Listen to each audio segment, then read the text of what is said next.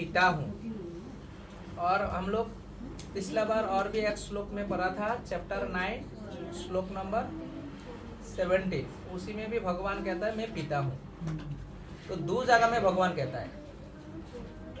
तो कभी कभी कोई प्रश्न आता है, बीज पहला उत्पन्न हुआ क्या व्यक्ति पहला, वस्तु पहला?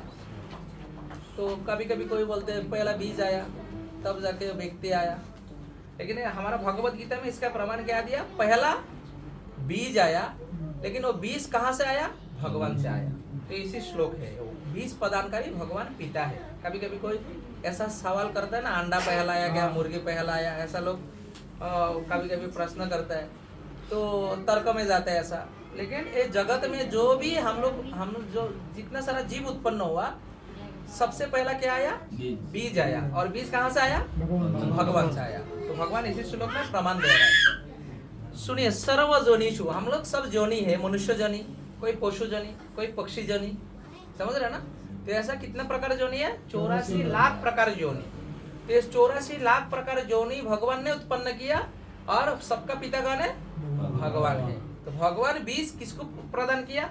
प्रकृति को। भगवान बीज प्रदान करे पिता है, और माता कौन है? प्रकृति। तो प्रकृति को भगवान ने प्रदान किया। सब लोग सुनिए ध्यान से।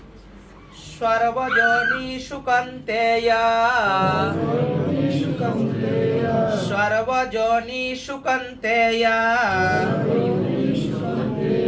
मूर्तयः सम्भवन्ति या, मूर्तयः सम्भवन्ति या,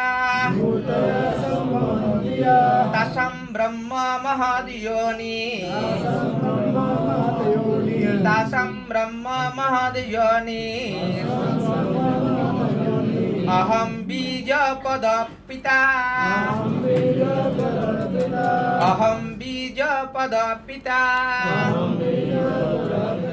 सर्वजोनिषु कौन्तेय, मूर्तयः सम्भवन्ति या, तस्यां ब्रह्म महद्योनि,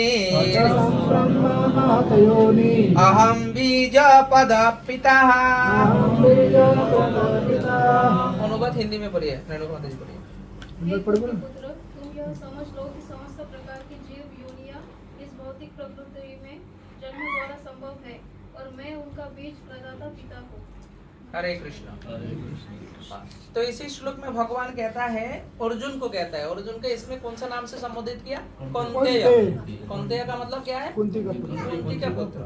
तो कहते हैं, कुंती पुत्र, सकल योनि, जितने प्रकार योनि है, जितने सारा प्रजाति है, वो जो मूर्ति में प्रकाशित होता है, वही मूर्ति का जो बीज प्रदानकारी पिता मैं ही हूँ। ये भगवान इसी श्लोक में बताता है।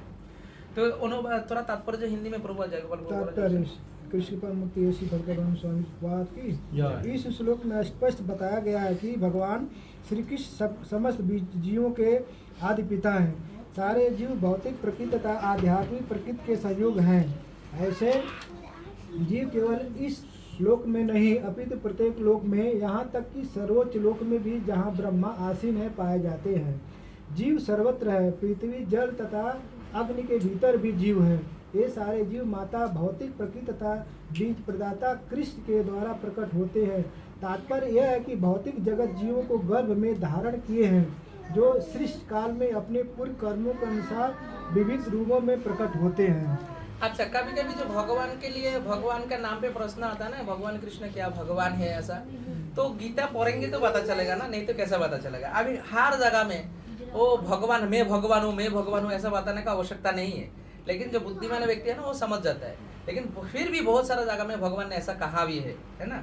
जैसा श्रीमद् भागवतम में वेदव्यास जी महाराज जो है ना, उन्होंने भी बताया, ब्रह्मा जी ने भी बताया ब्रह्म संहिता में। तो इसी श्लोक में भी भगवान अर्जुन को कहते हैं, मैं पूरा जगत में, सिर्फ पृथ्वी लोग नहीं है, आप उसमें अनुवाद में पढ़ेंगे तो पता चलेगा, पूरा ब्रह्मांड में जितने सारा ब्रह्मांड है, जितना सारा ग्रह है, जितना सारा लोक है, सभी लोगों का जो व्यक्ति है, उन सभी को उत्पन्न करने वाला मैं ही हूँ, भगवान कृष्ण श्लोक में बताते हैं।